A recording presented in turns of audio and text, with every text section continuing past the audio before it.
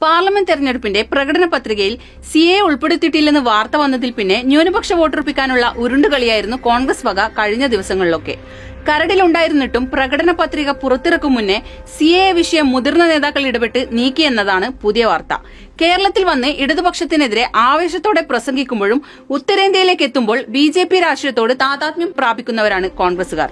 പ്രകടന പത്രികയിലുള്ള മറ്റ് പലതിനെയും ചൂണ്ടി ഇല്ലാത്ത സിഎയെ കണ്ടെത്താൻ കഷ്ടപ്പെടുകയാണ് കോൺഗ്രസ്. 2 തവണ കേരളത്തിൽ വന്നു പോയിട്ടും പൌരത്വ നിയമത്തെക്കുറിച്ചൊരു വാക്കുമിണ്ടാൻ രാഹുൽ ഗാന്ധി തയ്യാറായിട്ടില്ല. പ്രകടന പത്രികയ്ക്ക് നീളം കൂടുന്നതിനാൽ സൌകര്യപൂർവ്വം പൌരത്വ നിയമം പരാമർശിക്കാതിരുന്നതാണെന്ന ചിദംബരത്തിന്റെ പ്രതികരണം ചെരുപ്പിനനുസരിച്ച് കാലുമുറിക്കും പോലെയാണ്.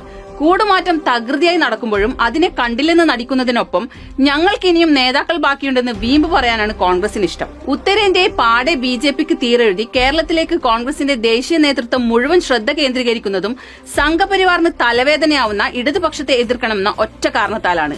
അതുകൊണ്ടാണ് കേരളത്തിന്റെ മുഖ്യമന്ത്രി അറസ്റ്റ് ചെയ്യപ്പെടാത്തതിൽ രാഹുൽ ഗാന്ധി അസ്വസ്ഥനാവുന്നത്. സന്യാസവേഷം കൊണ്ടും ഹനുമാന്റെ ഗത കൊണ്ടുമൊക്കെ രാജ്യത്തിന്റെ മതേതരത്വത്തിന്റെ മകുടം തകർക്കുന്ന സംഘപരിവാരത്തെ എതിർക്കാൻ കഴിയുമെന്ന കോൺഗ്രസ് ധാരണ വിഡ്ഢിത്തമാണ്. സംഘപരിവാരത്തോട് കോൺഗ്രസ് ചോദിക്കാൻ മടിക്കുന്ന പല ചോദ്യവും ചോദിക്കാൻ, ഫാസിസത്തിനെതിരെ മതേതരത്വത്തിന്റെ രാഷ്ട്രീയ മറുപടി നൽകാൻ ഇടതുപക്ഷത്തിന് കഴിയുന്നുവെന്നതൊരു പ്രതീക്ഷ തന്നെയാണ്.